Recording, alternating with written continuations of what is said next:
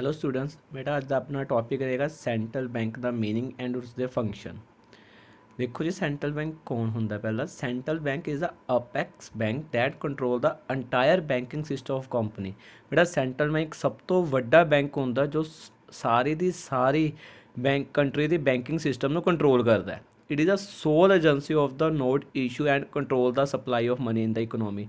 Central bank को monopoly होंगी है इशू नोट इशू करन दी and control of the supply of the money in the economy. ठीक है, इकोनॉमी में कितनी सप्लाई ऑफ मनी करनी है कितनी नहीं करनी उसनों कंट्रोल भी कौन करता है?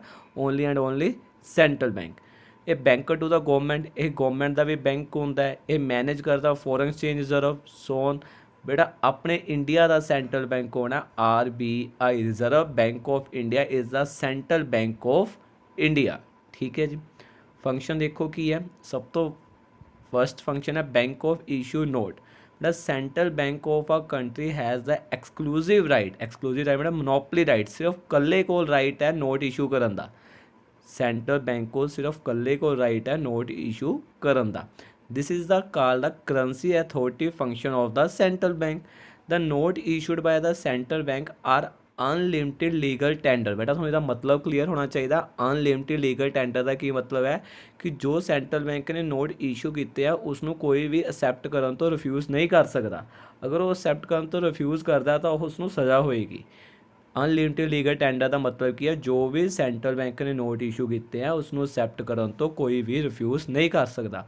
इसलिए थोड़ा बेटा फर्स्ट फंक्शन हो गया बैंक ऑफ इशू नोट कि सेंट्रल बैंक को मोनोपली राइट है नोट इशू करन दा, इस करके उसनों centre authority function currency authority function of central bank भी किया जाता है। तो नोट इशू बाय सेंटर में अनलिमिटेड लीगल टेंडर उसनों कोई भी रिफ्यूज़ नहीं कर सकता एक्सैप्ट करन तो।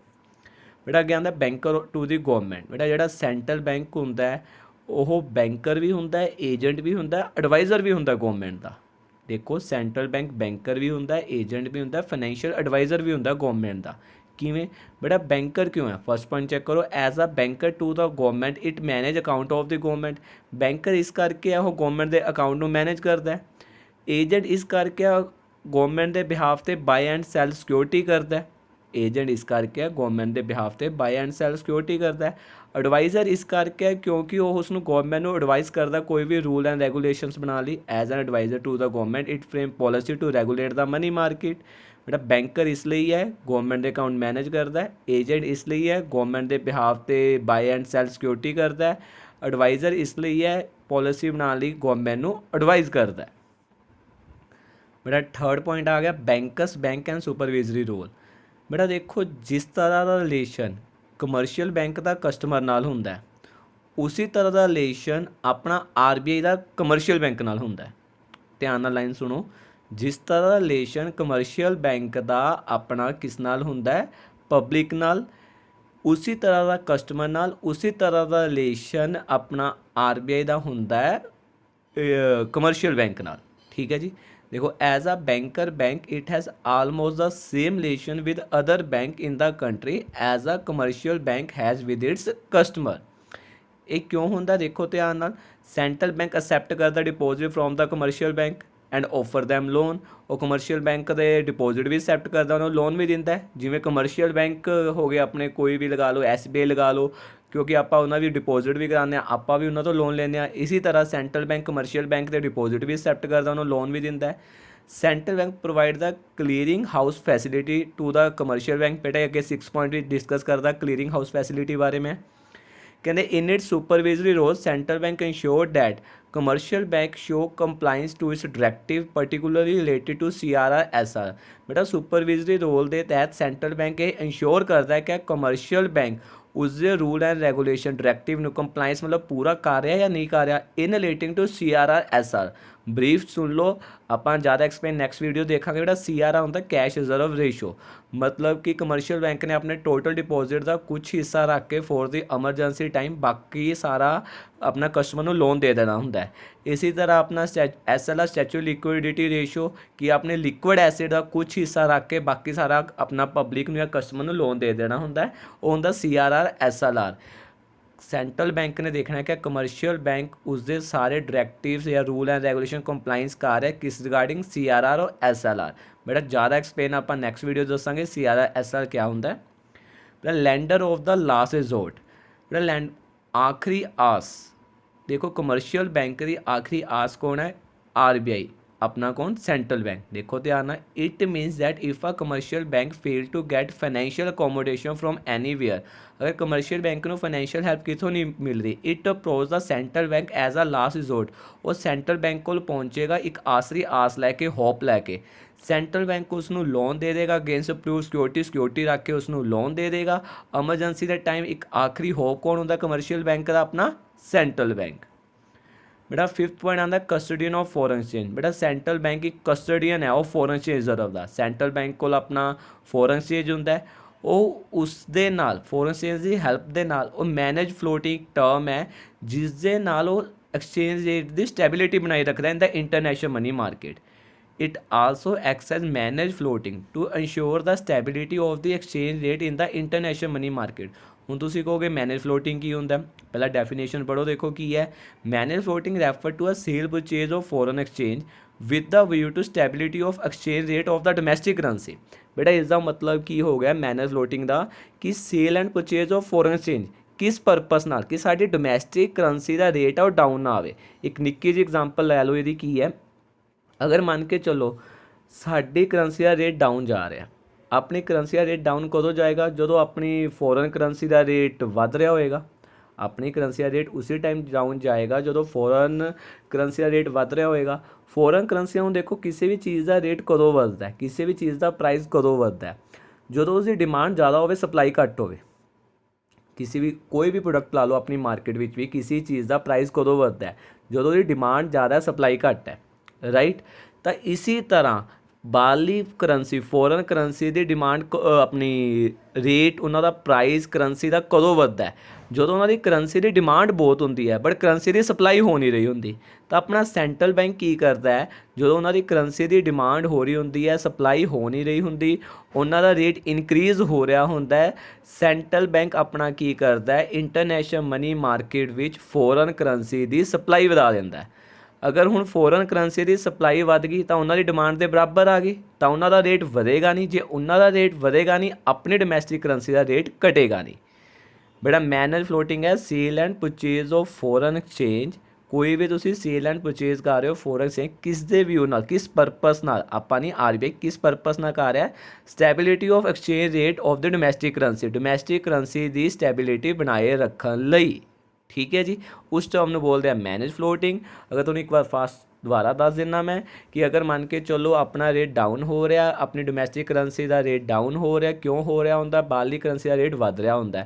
बाहरली करंसी का रेट क्यों वध रहा, अगर उन्होंने करंसी की डिमांड बहुत ज़्यादा सप्लाई नहीं है तो अपना आरबीआई की करता है इंटरनेशनल मनी मार्केट की फॉरेन करंसी की सप्लाई वधा देंदा। अगर सप्लाई वधा देगा डिमांड सप्लाई बराबर आ जाएगी, उन्होंने रेट वधेगा नहीं, जो उन्होंने रेट वधेगा नहीं अपना रेट घटेगा नहीं, ठीक है जी। ये होगा थोड़ा कस्टडियन ऑफ फॉरेन एक्सचेंज।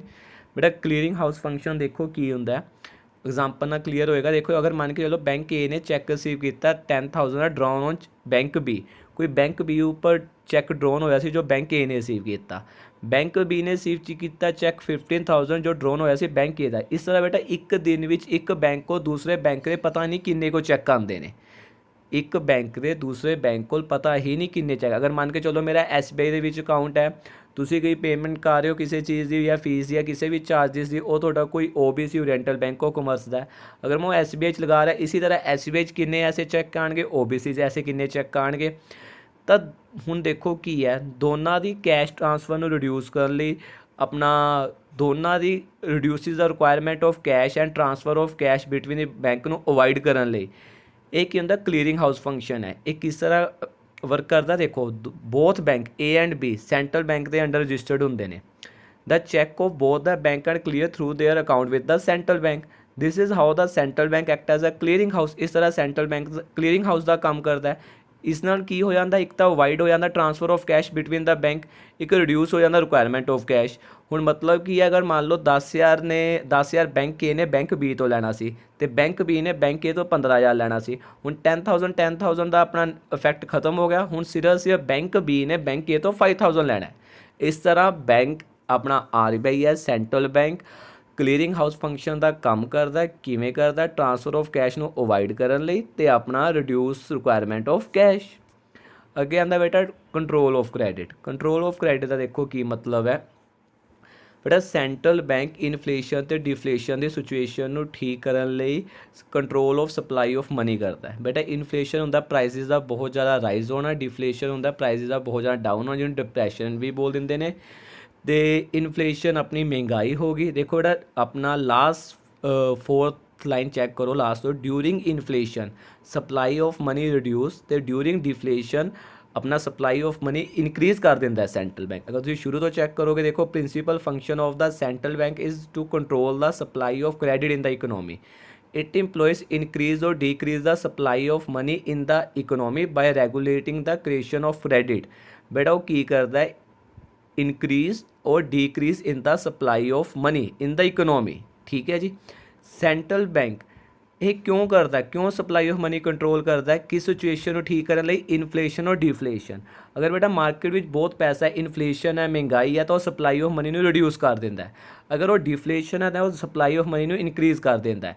ਮਤਲਬ ਅਗਰ ਚਲੋ ਮਾਰਕੀਟ ਵਿੱਚ ਕੋਈ ਵੀ ਐਸੀ ਡਿਫਲੇਸ਼ਨ ਆ ਗਈ, ਮਤਲਬ ਕਿਸੇ ਕੋਲ ਕੰਮ ਨਹੀਂ ਹੈ, ਉਹ ਕੀ ਕਰਦਾ ਹੈ, ਸਪਲਾਈ ਆਫ ਮਨੀ ਨੂੰ ਇਨਕਰੀਜ਼ ਕਰ ਦਿੰਦਾ। ਇਸਦੇ ਬੇਟਾ ਟੂਲਸ ਹੁੰਦੇ ਨੇ CRR SLR, ਜੋ ਆਪਾਂ ਪੜ੍ਹਾਂਗੇ ਅਗਲੀ ਨੈਕਸਟ ਵੀਡੀਓ ਵਿੱਚ। ਠੀਕ ਹੈ, ਇਸ ਤਰ੍ਹਾਂ ਉਹ ਦੇਸ਼ ਵਿੱਚ ਕੰਟਰੋਲ ਆਫ ਕ੍ਰੈਡਿਟ ਨੂੰ ਕੰਟਰੋਲ ਕਰਦਾ, ਸਪਲਾਈ ਆਫ ਮਨੀ ਨੂੰ ਕੰਟਰੋਲ ਕਰਦਾ। ਦੇਖੋ ਇੱਕ ਵਾਰ ਆਪਾਂ ਸਾਰੇ ਪੁਆਇੰਟ ਦੁਬਾਰਾ ਐਕਸਪਲੇਨ ਕਰ ਰਿਹਾ ਮੈਂ। ਪਹਿਲਾ ਹੈਗਾ bank of issue note. Central bank ਕੱਲੀ ਇਸ ਕੋ ਮਨੋਪਲੀ ਹੈ ਨੋਟ ਇਸ਼ੂ ਕਰਨ ਦੀ। ਅਨਲਿਮਿਟਿਡ ਲੀਗਲ ਟੈਂਡਰ ਦਾ ਮਤਲਬ ਅਗਰ ਉਹ ਕੋਈ ਵੀ ਨੋਟ ਇਸ਼ੂ ਕਰ ਰਿਹਾ ਉਸਨੂੰ ਕੋਈ ਰਿਫਿਊਜ਼ ਨਹੀਂ ਕਰ ਸਕਦਾ ਐਕਸੈਪਟ ਕਰਨ ਤੋਂ। ਬੈਂਕਰ ਟੂ ਗਵਰਨਮੈਂਟ, ਜਿਹੜਾ ਆਪਣਾ ਸੈਂਟਰਲ ਬੈਂਕ ਹੈ ਉਹ ਗਵਰਨਮੈਂਟ ਦਾ ਬੈਂਕਰ ਵੀ ਹੈ, ਏਜੰਟ ਵੀ ਹੈ, ਐਡਵਾਈਜ਼ਰ ਹੈ। ਬੈਂਕਰ ਇਸ ਕਰਕੇ ਉਸ ਕੋਲ ਅਕਾਊਂਟ ਮੈਨੇਜ ਹੁੰਦੇ ਨੇ ਗਵਰਨਮੈਂਟ ਦੇ। ਏਜੰਟ ਇਸ ਕਰਕੇ ਹੈ ਉਹ ਗਵਰਨਮੈਂਟ ਦੇ ਬਿਹਾਫ 'ਤੇ ਬਾਈ ਐਂਡ ਸੈਲ ਉਹ ਸਿਕਿਉਰਿਟੀ ਕਰਦਾ। ਐਡਵਾਈਜ਼ਰ ਇਸ ਕਰਕੇ ਉਸ ਨੂੰ ਪੋਲਿਸੀ ਬਣਾਉਣ ਲਈ ਐਡਵਾਈਜ਼ ਕਰਦਾ ਹੈ। Banker bank and supervisory role. ਬੇਟਾ ਇਹ ਜਿਸ ਤਰ੍ਹਾਂ ਦਾ ਰਿਲੇਸ਼ਨ ਕਮਰਸ਼ੀਅਲ ਬੈਂਕ ਦਾ ਕਸਟਮਰ ਨਾਲ ਹੁੰਦਾ, ਉਸੇ ਤਰ੍ਹਾਂ ਦਾ ਰਿਲੇਸ਼ਨ RBI ਦਾ ਕਮਰਸ਼ੀਅਲ ਬੈਂਕ ਨਾਲ ਹੁੰਦਾ। ਉਸ ਤੋਂ ਡਿਪੋਜ਼ਿਟ ਐਕਸੈਪਟ ਕਰਦਾ, ਉਸ ਨੂੰ ਲੋਨ ਪ੍ਰੋਵਾਈਡ ਕਰਦਾ ਹੈ। ਸੁਪਰਵਾਈਜ਼ਰੀ ਰੋਲ ਨਿਭਾਉਂਦਾ ਕਿ ਜੋ ਉਸਨੇ RBI ਨੇ ਰੂਲ ਐਂਡ ਰੈਗੂਲੇਸ਼ਨ ਬਣਾਏ ਕਿ ਉਸ ਨੂੰ ਕਮਰਸ਼ੀਅਲ ਬੈਂਕ ਫੋਲੋ ਕਰ ਰਿਹਾ ਨਹੀਂ ਆ ਰਿਹਾ in regarding to CRR SLR। Lender of last resort, ਬੇਟਾ ਆਖਰੀ ਜੋ ਆਸ ਹੈ, ਆਖਰੀ ਜੋ ਹੋਪ ਹੈ ਉਹ ਆਪਣੀ ਕਮਰਸ਼ੀਅਲ, ਆਖਰੀ ਜੋ ਹੋਪ ਹੈ ਆਪਣੀ ਕਮਰਸ਼ੀਅਲ ਬੈਂਕ ਦੀ ਉਹ ਕਿਹੜੀ ਹੈ, ਸੈਂਟਰਲ ਬੈਂਕ। ਅਗਰ ਕਮਰਸ਼ੀਅਲ ਬੈਂਕ ਨੂੰ ਕਿਤੋਂ ਵੀ ਪੈਸਾ ਨਹੀਂ ਮਿਲ ਰਿਹਾ ਹੁੰਦਾ, ਅਗਰ ਕਮਰਸ਼ੀਅਲ ਬੈਂਕ ਨੂੰ ਕਿਤੋਂ ਵੀ ਪੈਸਾ ਨਹੀਂ ਮਿਲ ਰਿਹਾ ਹੁੰਦਾ ਤਾਂ ਉਹ ਕਿਸ ਕੋਲ ਜਾਂਦਾ, ਆਪਣਾ RBI ਸੈਂਟਰਲ ਬੈਂਕ ਕੋਲੋਂ। ਠੀਕ ਹੈ ਜੀ। ਉਸਦਾ ਕਸਟਡੀ ਆਫ ਫੋਰਨ ਐਕਸਚੇਂਜ, ਇਹ ਤੁਹਾਨੂੰ ਮੈਨੇਜ ਫਲੋਟਿੰਗ ਬਹੁਤ ਹੀ ਮੈਂ ਅੱਛੀ ਤਰ੍ਹਾਂ ਸਮਝਾ ਕੇ ਆਇਆ ਕਿ ਮੈਨੇਜ ਫਲੋਟਿੰਗ ਕੀ, ਅਗਰ ਆਪਣੀ ਡੋਮੈਸਟਿਕ ਕਰੰਸੀ ਦਾ ਰੇਟ ਡਾਊਨ ਹੋ ਰਿਹਾ ਹੋਏਗਾ, ਇਸ ਦਾ ਮਤਲਬ ਕੀ ਹੈ ਫੋਰਨ ਕਰੰਸੀ ਦਾ ਰੇਟ ਵੱਧ ਰਿਹਾ। ਫੋਰਨ ਕਰੰਸੀ ਦਾ ਰੇਟ ਕਦੋਂ ਵੱਧਦਾ, ਜਦੋਂ ਉਹਨਾਂ ਦੀ ਡਿਮਾਂਡ ਜ਼ਿਆਦਾ ਬਟ ਸਪਲਾਈ ਨਹੀਂ ਹੈ। ਆਪਣਾ ਸੈਂਟਰਲ ਬੈਂਕ ਕੀ ਕਰਦਾ, ਸਪਲਾਈ ਆਫ ਫੋਰਨ ਕਰੰਸੀ ਨੂੰ ਵਧਾ ਦਿੰਦਾ ਇੰਟਰਨੈਸ਼ਨਲ ਮਨੀ ਮਾਰਕੀਟ, ਦੈਨ ਉਹਨਾਂ ਦਾ ਰੇਟ ਨਹੀਂ ਵੱਧਦਾ ਤਾਂ ਆਪਣਾ ਡੋਮੈਸਟਿਕ ਕਰੰਸੀ ਦਾ ਰੇਟ ਡਾਊਨ ਨਹੀਂ ਹੁੰਦਾ। ਬੇਟਾ ਕਲੀਅਰਿੰਗ ਹਾਊਸ ਫੰਕਸ਼ਨ ਤੁਹਾਨੂੰ ਇਹ ਵੀ ਸਮਝਾ ਕੇ ਆਇਆ ਸੀ। ਇੱਕ ਬੈਂਕ ਕੋਲੋਂ, ਬੈਂਕ A ਕੋਲੋਂ ਬੈਂਕ B ਦੇ 10,000 ਦਾ ਚੈੱਕ ਆਇਆ, ਬੈਂਕ B ਕੋਲੋਂ bank A the 15,000 the check ਆਇਆ, ਤਾਂ ਹੁਣ ਸਿਰਫ ਕੀ ਹੈ ਤੁਹਾਡਾ 5,000 ਰੁਪਇਆ ਲੈਣਾ ਬਣਦਾ ਉਹਨਾਂ ਦਾ। ਉਸ ਤੋਂ ਬਾਅਦ ਆ ਗਿਆ ਬੇਟਾ control of credit. Control of credit ਦਾ ਮਤਲਬ ਵੀ ਤੁਹਾਨੂੰ ਦੱਸ ਕੇ ਇਨਫਲੇਸ਼ਨ ਔਰ ਡਿਫਲੇਸ਼ਨ ਸਿਚੁਏਸ਼ਨ ਨੂੰ ਠੀਕ ਕਰਨ ਲਈ ਕੰਟਰੋਲ ਦਾ ਸਪਲਾਈ ਆਫ ਮਨੀ ਕਰਦਾ ਹੈ ਸੈਂਟਰਲ ਬੈਂਕ। ਅਗਰ ਇਨਫਲੇਸ਼ਨ ਹੈ ਤਾਂ ਸਪਲਾਈ ਆਫ ਮਨੀ ਰਿਡਿਊਸ ਕਰ ਦਿੰਦਾ, ਮਾਰਕੀਟ ਵਿੱਚ ਪੈਸਾ ਨਹੀਂ ਭੇਜਦੇ। ਅਗਰ ਡਿਫਲੇਸ਼ਨ ਹੈ ਉਹ ਸਪਲਾਈ ਆਫ ਮਨੀ ਨੂੰ ਇਨਕਰੀਜ਼ ਕਰ ਦਿੰਦੇ ਨੇ ਬਾਏ ਇਹਨਾਂ ਦੇ ਆਪਣੇ RBI ਦੇ ਟੂਲਸ ਹੁੰਦੇ ਨੇ CRR SLR। ਠੀਕ ਹੈ ਜੀ। ਇਹ ਤੁਹਾਡਾ ਟੌਪਿਕ ਹੁੰਦਾ ਹੈ central bank and the function of this central bank.